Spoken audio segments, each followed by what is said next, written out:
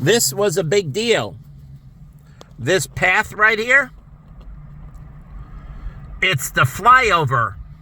So people can walk, bike, and jog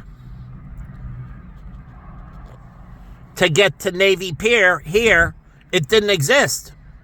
I've never got to jog it or walk it or experience it at all because you cut me off from everything, ruining and destroying my life. And right over next to this is where you go on the tours. These are the river tours. This is the riverside of Navy Pier, but they don't advertise this. Navy Pier has both river boats and lake boats. And you can take a river boat to go down the river, or you can take a boat to go here on the lake. And they should have water taxis both on the river and both on the lake. You can get off a water taxi here that drops you off right here on the riverside, and you walk across and you can get on a water taxi with a transfer on a water taxi that's operating on the lake, and it can take you to the casinos in Gary, Indiana if you want, or take you to the McCormick Center. So you take the water taxi down the river, it drops you off here, and then you transfer by walking over, and you walk down this path here, and you walk up to Navy Pier, which is over here, and all these boats are on the lake. So they have the Sea Dog and so on, that's over here, but all of these,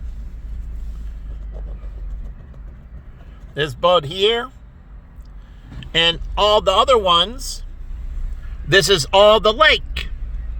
And so you just walk over here and catch the water taxi and can take you to anywhere connected to the lake.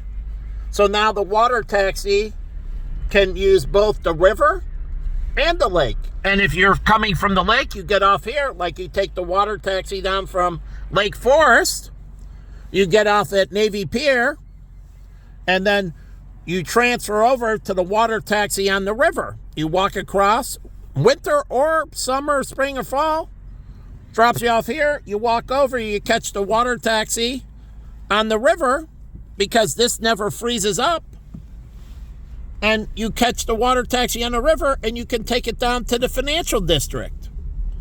You can come down from Lake Forest on a water taxi, get off at Navy Pier, transfer over to the water taxi on the river, and then take it right down to Navy Pier or Chinatown. Truly, you can take the water taxi to Chinatown and many other areas in Chicago, connecting the lake water taxi with the river water taxi. And they have Giordano's in Navy Pier. So I don't think there's any other pizza place, right? So this is Navy Pier's own pizza place, Giordano's. It's an anchor tenant. It has an exclusive contract, I would assume, that no other pizza place can come in on Navy Pier. Right? Giordano's can have a monopoly. That's what I would do with the girl who I met through my friend Matt. She runs Navy Pier. I don't know if she still runs Navy Pier, but she used to run Navy Pier. And we talked about the modernization of Navy Pier as well. Now, I don't know if she's still running it, but we talked about some things, and I told her about my history on Navy Pier, and we talked about upcoming renovations and modernizations of Navy Pier. So I haven't seen her in a long time, but again, if she's still running it, you know, getting water taxis on the lake and that, yeah, water taxis brings business to the pier. It's a docking fee. Oh yeah, wherever the water taxi stops, it has to pay a docking fee. Just like an airplane does. When it has a landing fee and it has a docking fee. The landing fee is access to the river. The docking fee goes to the local community where it docks. So the landing fee is the river, the use of the river. They pay for river use, they pay for lake use, but anywhere they have a dock, it stops and picks up and offloads. That goes into the local community. So if it picks up and offloads in Chinatown, Chinatown gets a percentage of everybody getting on or getting off of the water taxi. And that's the same for the buses. They pump revenue from the RTA and CTA to the local communities. So everybody getting on and off, a percentage of that public transportation, that Metro, goes into the local community. Yes, to maintain the local station and everything else, but also goes into the local community. So a percentage of that goes into the local community from every bus stop. So the bus stops that are here, a percentage of that goes into the local community. The RTA stops that are here, if there's a Metro stop here, that goes into the local community. Everybody getting on and off. And if no one gets on or no one gets off, it doesn't get any revenue. It just gets the rental fee into the community. The CTA has to pay for renting that space from the city. That's part of the CTA's budget, renting and maintaining it. But if no one gets on, no one gets off, and no one's using it in the community, then they get no revenue. They only get revenue from the rental fee of the stop itself. But that's very minimal. So what does that do? That encourages the community to have people use buses and trains and Metro, because the community gets a direct revenue source from utilization. A direct revenue source from the bus. They get a percentage that goes into the local community. Not only to preserve and market the bus into the local community, but it goes in to help the local community build out. So a percentage of it goes in, the alderman works with it, but every bus stop, it goes into that area. That's why I gave to the one charity at Vanguard. They give their charity of charities and they go into local communities. So each bus stop gets, based on volume, that money goes into, a percentage of that goes right into the local community. So if lots of people get on and off at the financial district, that goes into the financial district and helping build out their local community. So when you use the resource, supply and demand, they get it. So any of these stops and just along here goes, a percentage of it goes into all these boats right here. As you see, these numerous boats, they have a docking fee, and a percentage goes into the local community, but every passenger getting on or getting off, if they pick up in another area, they collect a fee that goes into that area if they get on and they get off somewhere else. But if they get on and off at the same place, then that area gets all the fee. So if they get on here and come back and depart here, so they get on and they get off at the same stop, they get the total share.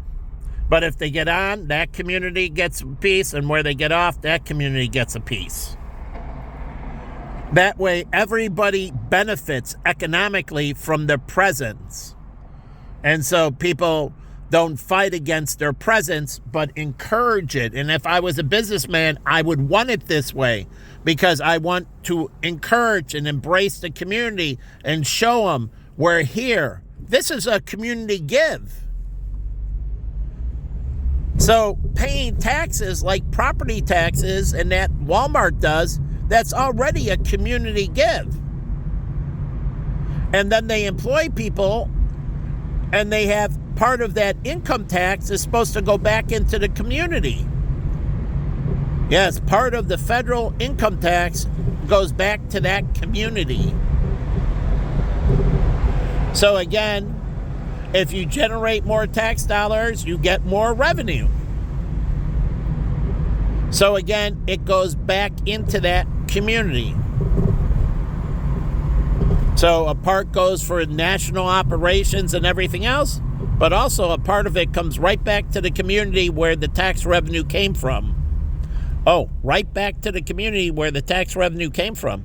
And why is that? Because that helps prop up the local community, incentivizes them to do the right things.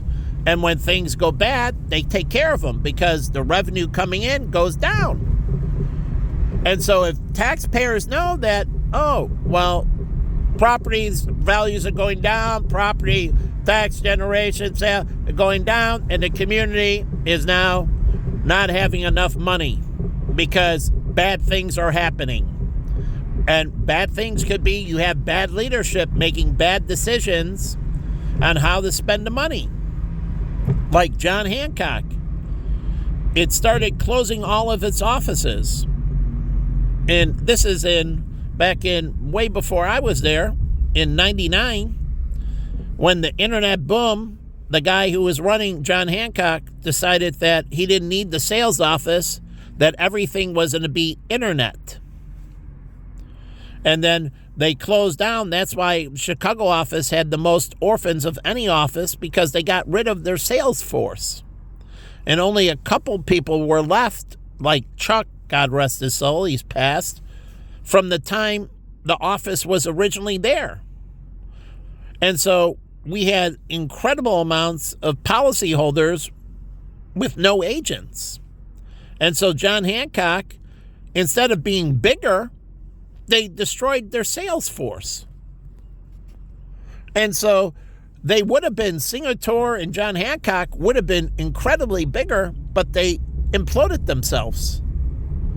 Not Northwestern Mutual and them, New York Life, they didn't implode. They stayed with their sales force and grew. John Hancock shrunk. He was wrong, so they fired him. Not everything is going on the internet. People like to buy in person. So it's a balance between internet and in person. Like, I like my girls in person, not over the internet. I like the flesh-to-flesh companionship. And if anyone knows, as I just put out about hormonal, you benefit. Having that flesh-on-flesh presence is unbelievably beneficial. But it has to be regular. And so sleeping and getting up with that person on a regular basis is very beneficial. And that's why long-distance relationships, if they stay long-distance, are very detrimental. Because you're not getting that hormonal balance. You're not getting that chemical balance. You don't physically interact enough. It doesn't work. You're not getting what it was supposed to be. And so you suffer. So that's why I told the girl, like, she's Hong Kong, and I was doing over the internet, and, like, beautiful girl and everything, but we're going to get together. No, well, then there's no reason. Because in the long term, if I'm going to invest in you, there's no reason, because I don't get that physical presence. And even if we're just friends, I don't get that physical presence. We're having a one-on-one conversation and that physical warmth. I don't get any of that.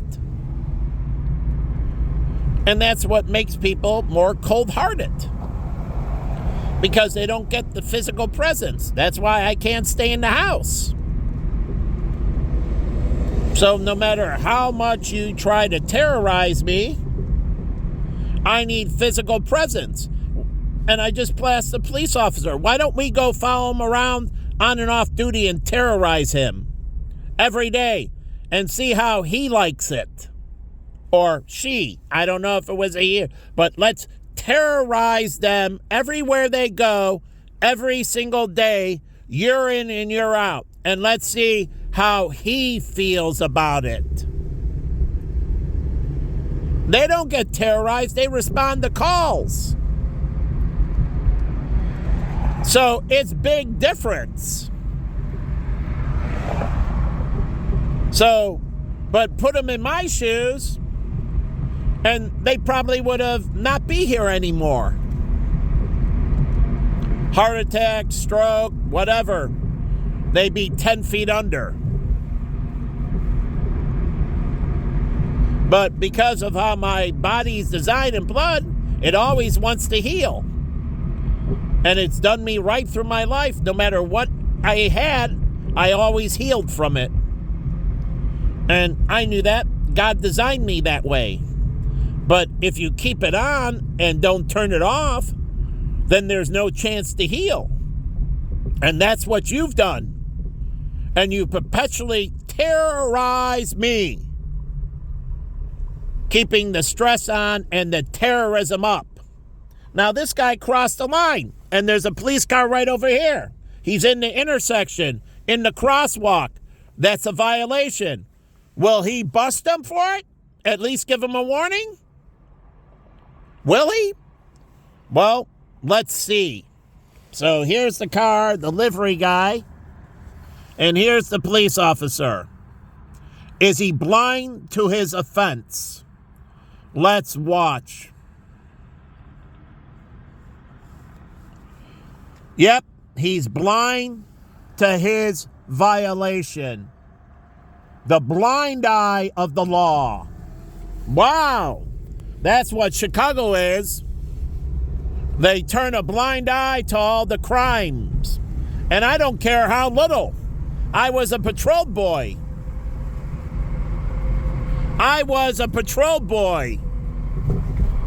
And no one violated. And, oh yeah, that's because they were scared of me as well. Oh, fear is a good motivator to stay in line. I was very friendly, but they all saw me. I fought lots of times, many battles, and they watched me destroy people physically.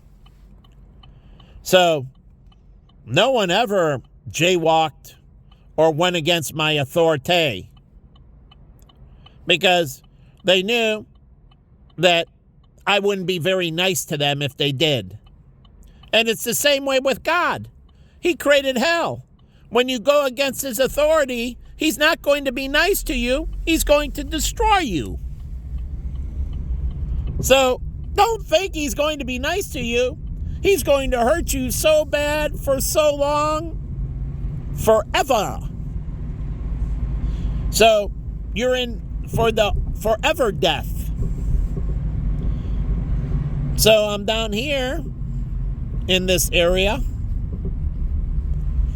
and it's a very nice area, but the one problem it had is that there were too many thugs over there that would come into the area.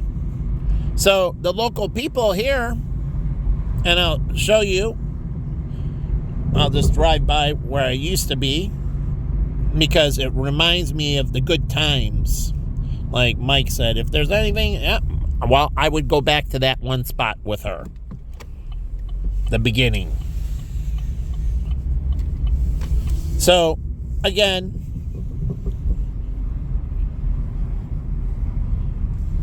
this is where I used to live. I call this like Harry Potterville, because there's this quiet street, kind of looked like a little bit like the scene in Harry Potter where he lived, and the row houses in London. Yeah, the row houses. If you look, this is kind of like London. It has all the row houses. We call them townhouses. They call them row houses. But anyways, and then it has the high-rise buildings. But it reminded me of a scene from Harry Potter. Not because it was a fantasy around me, because it reminded me of that scene. So I named it that. My special place. So, but when I moved in, I never got to take advantage of living here. I was working 7 days a week, long, from early morning to late night. So it was like I was never here anyways. So it It wasn't good. So, again, this is where I used to be, 1515 South Prairie. And then they have the little Mark Twain Park, which is cool. And they have the little bunnies hopping along right now. The bunnies representing Easter. And they're hopping along the bunny trail. But what happened to this area? When they built it out, this became the richest place in the state by income, and then not by wealth in the bank, by income. This had some of the highest earners in the state. But the problem is that when this opened, is that they didn't do something. They didn't clean up over here by the Jewel and that. And so none of these residents shop local.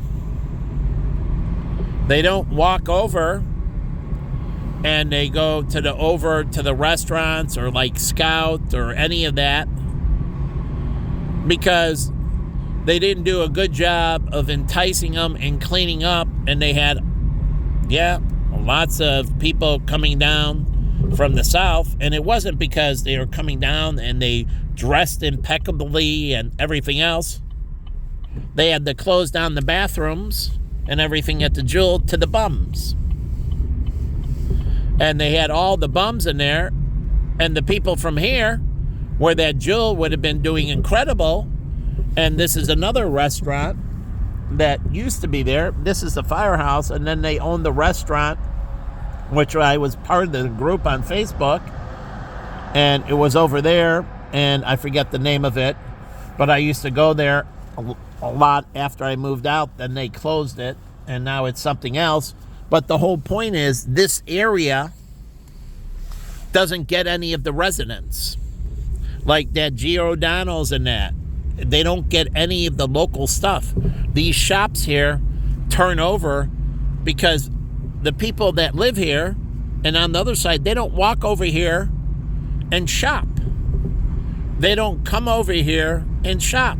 And then you have a gas station over here. And again, it gets a lot of bad people. Bad people. So they don't go into the Subway. And these places over here suffer. Like this Subway and this pizza place suffer. Because they have these bad people, these bums and others, that these people don't want to be around. Jen, in her time off, she wants to go over and be away from the bums. If she wanted to see somebody, she'd go to the homeless shelter, which she did many times with me. But again, this area, these people hung out down here, and the residents of the area, they went somewhere else. Because it's not their people. They want to hang around people they can socialize with. They have something in common with. And so all these businesses down here couldn't hire employees and do better business. Like this gas station, they have security. This had the highest income. Truly, this used to be a high-end restaurant, high-end breakfast. It closed down. Look at the police presence. There was a shooting here. Somebody got shot and other violence. And it's not from the people that live here. They have nothing to do with this.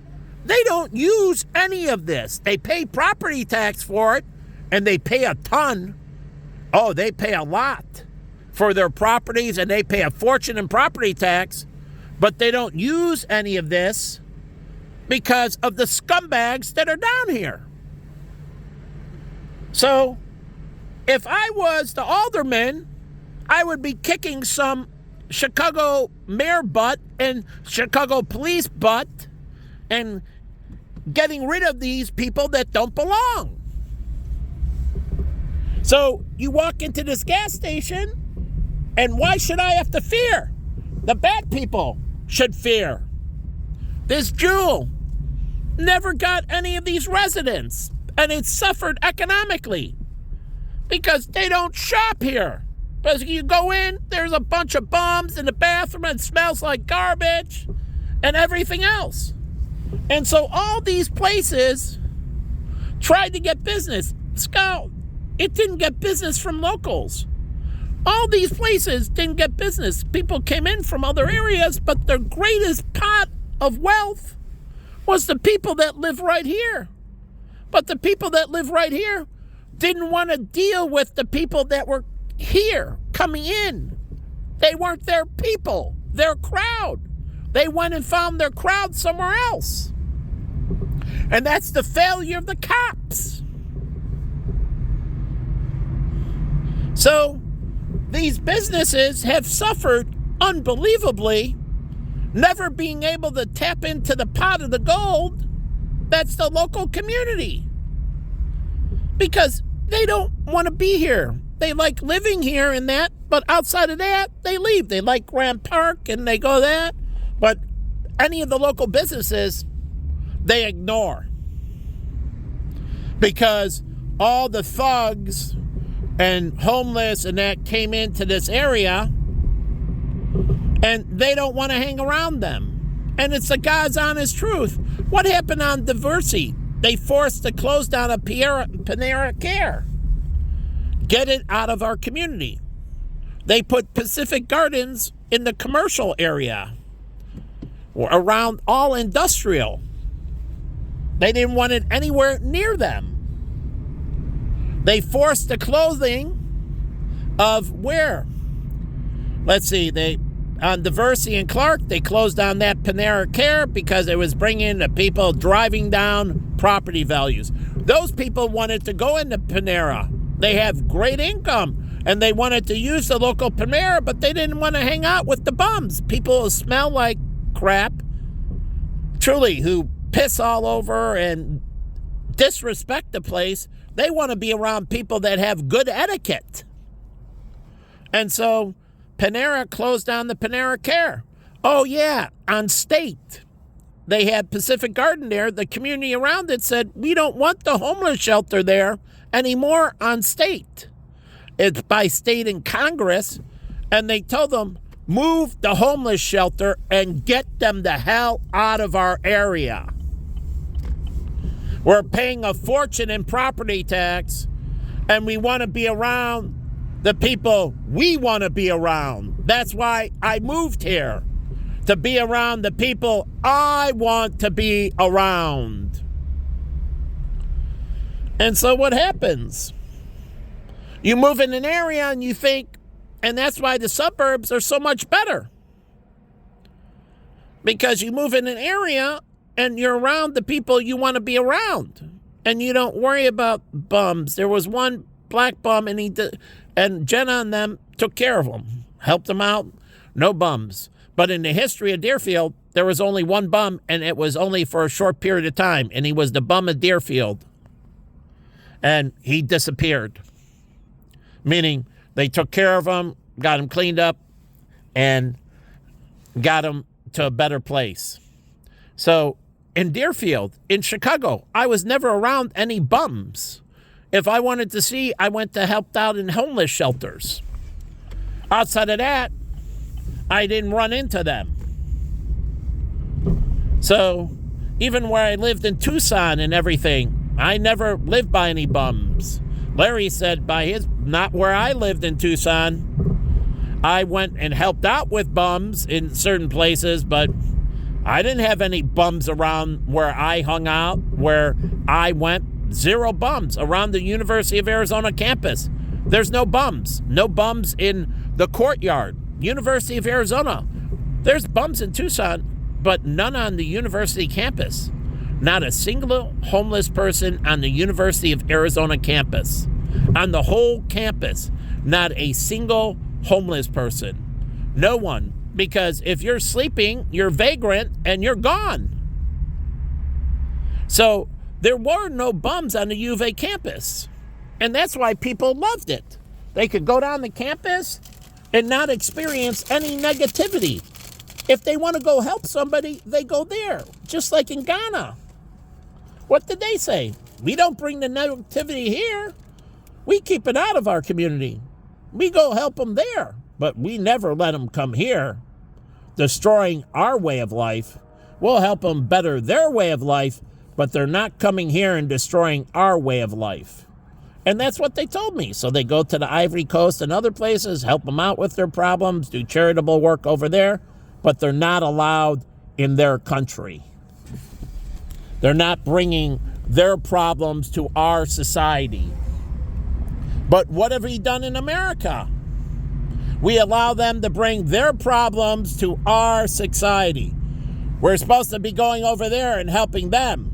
Over there, the Yanks are coming. Over there, over there. We weren't supposed to be bringing the problems here. Strong sovereign borders and that, but what have we done? We have had the sunk in unbelievable amount into our personal security, where we constantly get terrorized because we brought in the terrorists. We imported them. So it's different. But the blacks, after the Civil War, they've never got out of that terrorist mentality. And they terrorize communities. So we all of a sudden now are a police state. Because corporations won't crack down on their personnel and put them in jail if they do crimes. And if they hang out with any criminals, they automatically terminate them. And they tell them, you have anything to do with any criminal organization, any criminal activity, anything outside the business, we terminate you.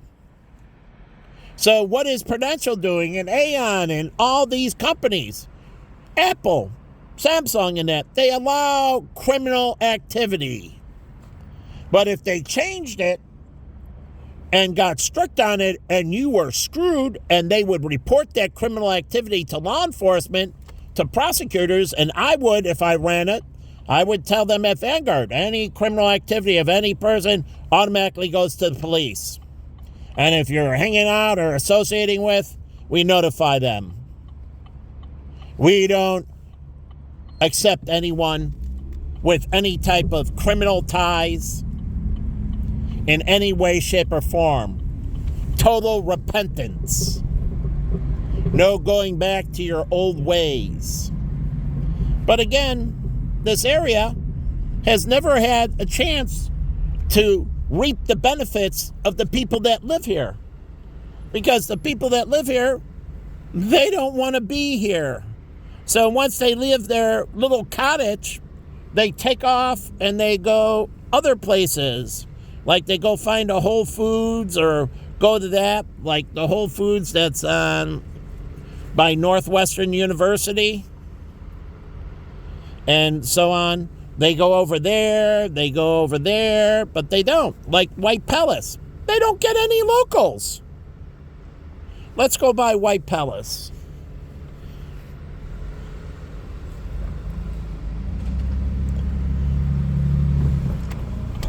They don't get any locals.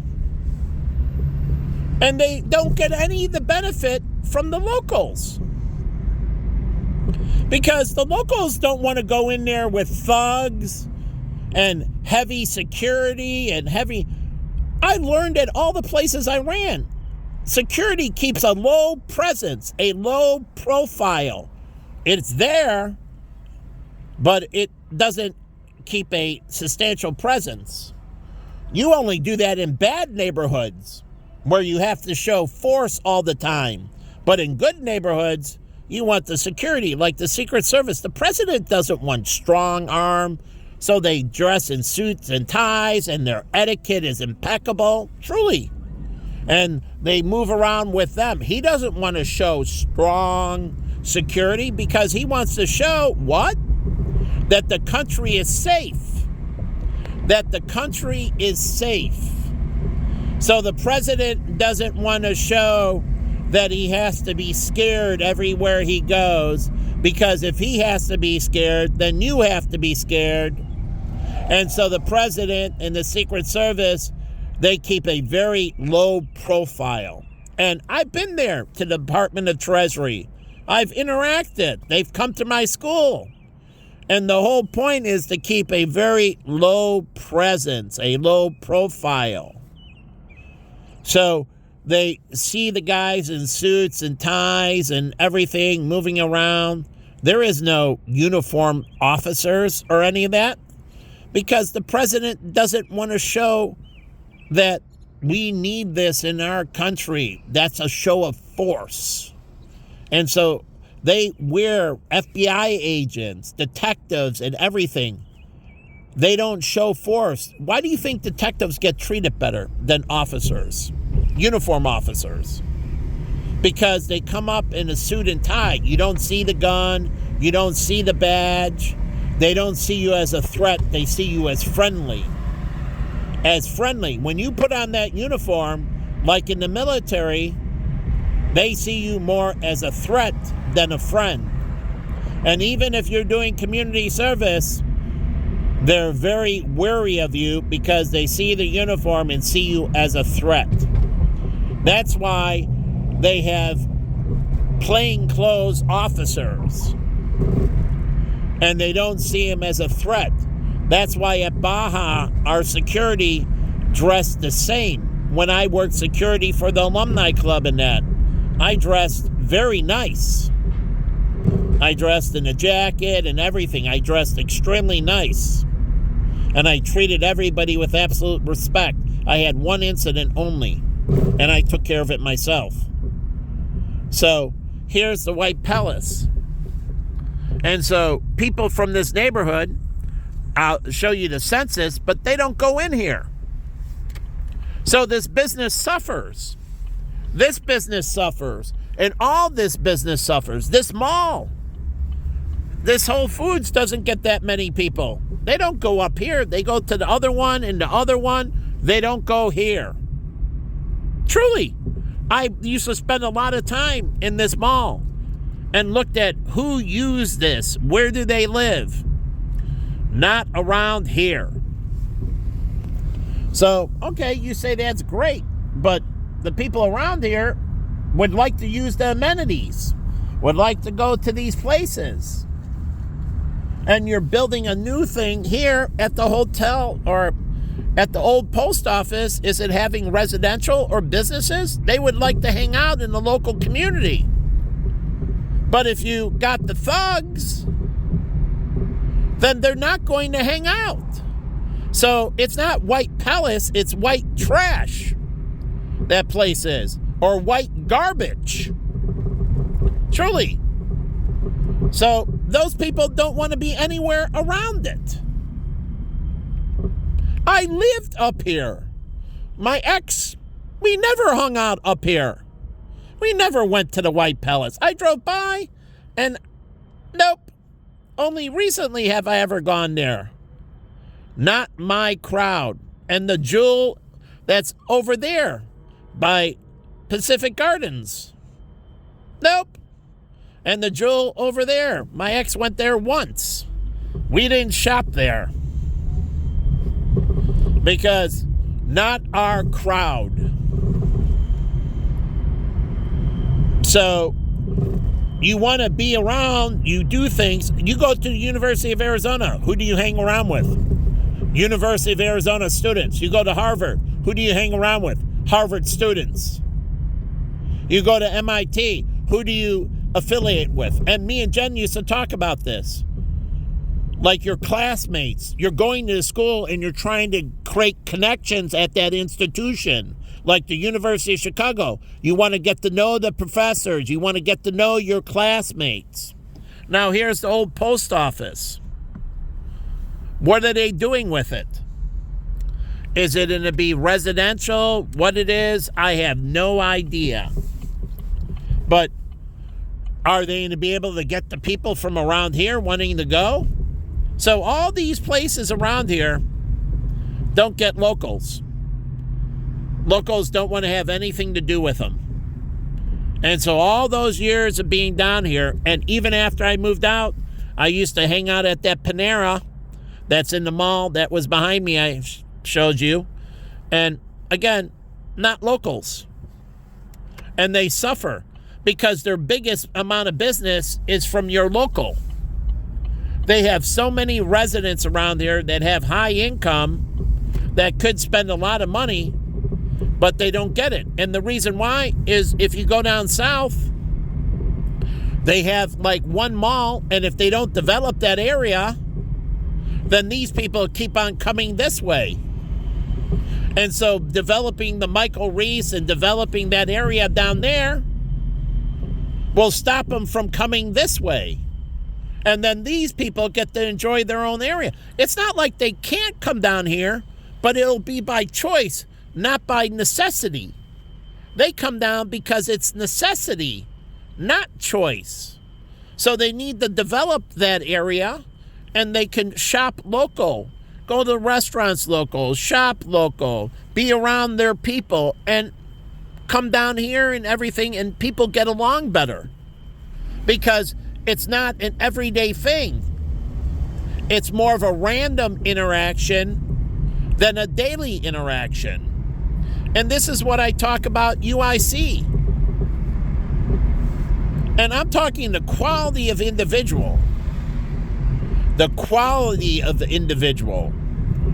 And so you have Buffalo Wild Wings. And let's go down here and I'll show you down Roosevelt. But these places can't tap into these people that have all this money because they go to the University Club, they go to the Union League, they go other places. They don't stay around here. Not their crowd. So they find their crowd, and the crowd is somewhere else. So this mall has suffered. And again, that is not the people that live down here riding that bike, two on that ditty. That is not local people. These are much more refined, much higher end. Why did the Oakland Raiders fail? Why did the Oakland Raiders fail? Because same thing in the LA Coliseum, and they failed because of the gang activity in that, and people didn't want to pay all that money for tickets or skyboxes and go around thugs. They didn't want to be around these individuals. And so they had to move the team out of Oakland because of all the negative. So all these places, like you have Bob's Furniture. You think they get a lot of locals? You don't see a lot of foot traffic down here. Go to Manhattan. What do you see in Manhattan? The locals walk everywhere. They get out and they go local. But as I said, I walked through all of Manhattan. One time I saw one bum. But one time of several years going to Manhattan for John Hancock and other, only one bum because they were nowhere. And so people get out and they walk around and they park their cars and they use a lot of the local community. And that's why they do a lot of walking. But that's why they're also in better shape than people here. Because people here, they can't use their local communities. They close down the Museum Park at night. Why? Because they're afraid of the thugs. These people pay a fortune, starting condos around $400,000. So that's, one bedroom. So you're talking some extremely high property values, and that means a lot of taxes. So they don't come down here. So these places here, and this affects negative UIC because they don't want to be around the thugs. So I'm coming down to school and I see the crowd and I'm like, I'm not going to school here. This is never around the University of Arizona. Go to the University of Arizona. Go down on Park Avenue and all that. See, do you see? Nope. And it's beautiful in the foothills. And you don't see it. If there's any gang activity, truly gang activity, that's all the way away. Nowhere near the university. It never gets near the university or any area around the university. The gangbangers never come up. They're never around. And the Tucson police do a good job of making sure they don't. So you don't see the homeless, you don't see the gangbangers, you don't see any of that. And that's why the school has grown so rapidly. Because you're around people you want to be around. So there's not a lot of crime on campus unless it's a few within, which it was. But in general, they keep it very low. And they make sure that the people around belong in that community, belong there. So they're not so much to people that are going to bring negativity. So again, and you have Chinatown up here, and they don't want to lift their image. And Carol, she's Chinese, and her father ran the IT for Aon. Dan, he was in IT for Aon as well, working for Carol's father, which Shoshana, his wife, never knew. But his direct boss was Carol, or Chen, and he ran it at Aon. And I got that from Carol, ran their technology. And that's why Carol got into technology. That's why she got into the consulting, technology consulting. And she was very savvy and very good at it because her father was in it. She didn't do what her father worked for a firm, meaning Aon worked as internal. She did as a consultant. She was external. She worked for State Farm and many firms. But she did the same thing as her father, and she learned computer systems from her father. Just like Marco Chow, my teacher, he heads the technology. He's Chinese, heads the technology where? At DePaul University. Now, these are Chinese that have now multiple generations, and they're running technology. Just like Indians, like Dean. He's second generation in that. And he's running technology. And these people have contributed, but they move up the food chain. They move up the food chain. Their whole goal is to move up the food chain. Not down the food chain, up the food chain.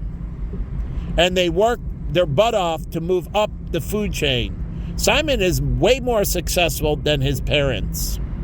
And every Asian kid I've been around was way more successful than their parents. And there's one exception. Raymond Lee, his son, not as good, but his daughter, way more successful. And she married a hedge fund guy from New York, and he manages billions. Truly, way more successful than Raymond was.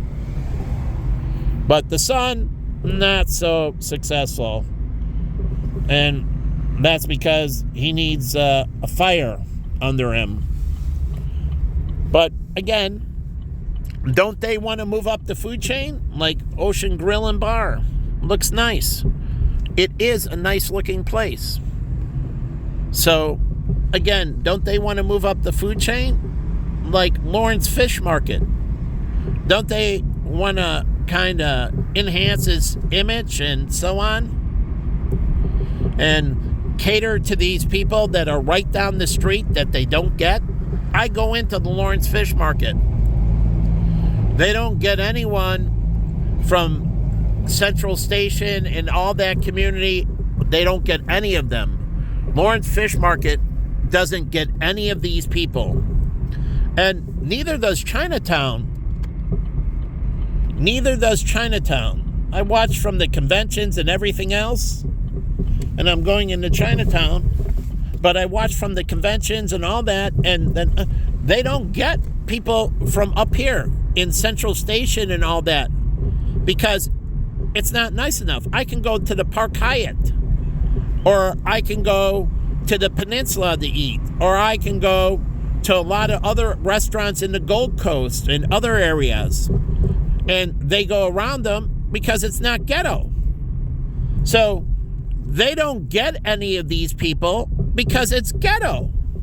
They promised me they would clean this up and revitalize. And here's Cathway Bank. They don't get any of these people. American Metro, they don't get any of the people from Central Station. Jen would never come down here if I didn't take her down here.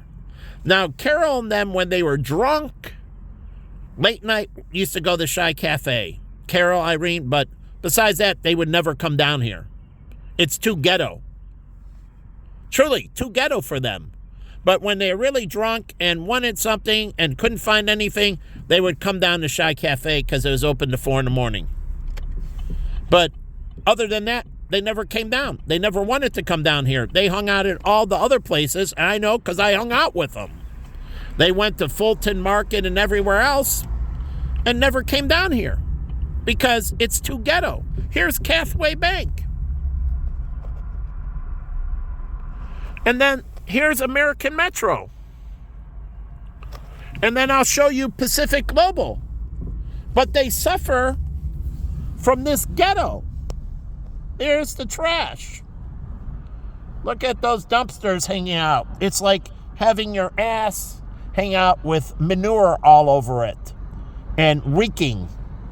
So they have their buttocks hanging out with manure over it, and you just want to puke. So you see their garbage, their filth. So these people don't come down here. I watch from the conventions. They don't come down here. Truly, they don't come down here. So they don't get the conventions. They don't get people from Central Station. None of it. Because it's too ghetto. It's too ghetto. But Daryl and others promised me they would clean up and revitalize and get rid of the ghetto. So these businesses are starving. I could make them a fortune by revitalizing and making it friendly and marketing to the people in Central Station in this area along the lakefront. Truly, by Roosevelt and Michigan down there and all of that to get them to come. But they don't come over here. Look at this filth. The trash can overflowing right next to the bus stop.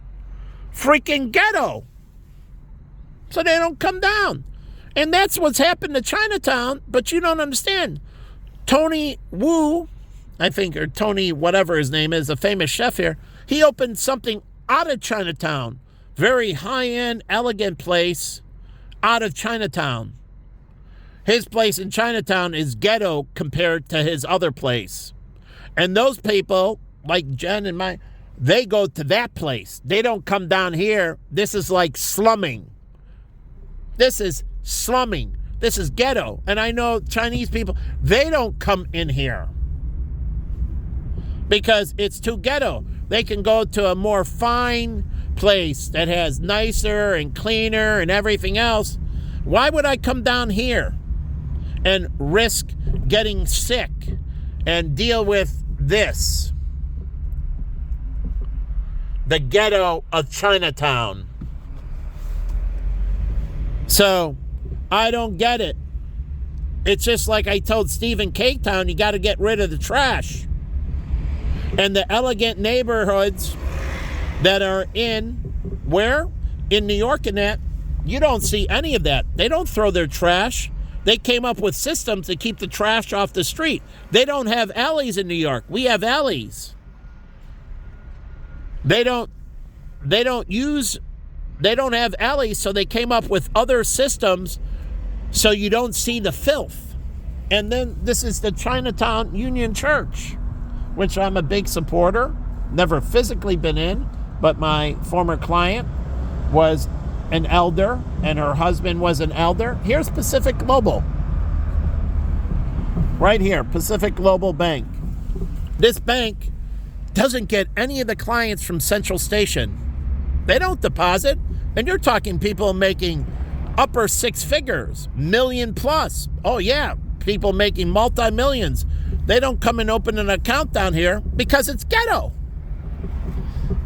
They don't eat down here because it's ghetto. So who's the sucker? I've been telling them for the longest time. Revitalize, clean it up, get rid of the filth. And then high-end Chinese, they don't come down here.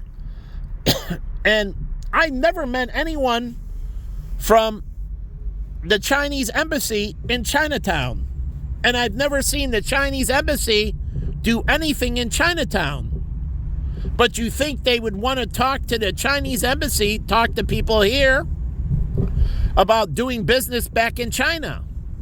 Truly, the Chinese embassy talking here, connecting with people, talking about foreign trade with China, talking about the security business. The Chinese embassy can set up a thing in Chinatown and talking about investing in the Shanghai Exchange, stock exchange, investing in the Hong Kong Stock Exchange, why you would want to invest in China.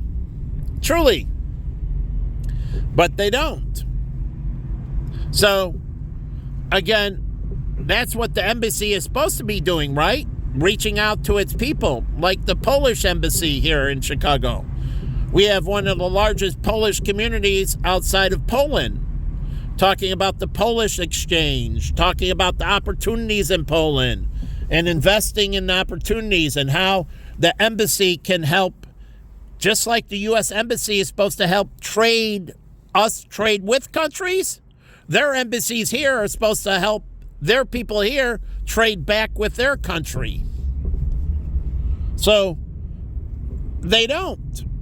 Like Devon Avenue does the embassy, truly, the State Department from India or whatever they call their embassy or diplomatic office. Do they go down in the Devon Avenue and talk to people about the opportunities to invest in India? Truly. To invest, the things that are going on and keep it. This is what embassies are supposed to be doing. Like our embassies in China and all over the world are supposed to let them know about the American stock exchanges and the opportunities to invest in America and the opportunities to do trade with America, further enhancing our ties to those communities. That's what the embassy is supposed to be doing. Just like the Canadian embassies, they have lots of them too. It's the same thing. And they're supposed to foster this interconnection, this trade, not this movement of people, but this trade so people stay home and get wealthy. And if they do it, they move for tourism or for business tourism, or maybe they need medical tourism. But they move for educational tourism maybe. But again, not looking for jobs. So yes, I believe in global resources and international placement firms and how, yes. But again, that shouldn't be like the biggest business. Because international students, if I was a placement firm, and I'll do this on Facebook, but how many international students here in the United States? They can all work for placement firms and have jobs working here in the United States. The international students. So when they come here, whether it's international for high school, international for college, they can work with the placement firms and work while they're in college. I worked for placement firms when I was in college in Tucson, several different placement firms. So they can work for placement firms. There's the international labor.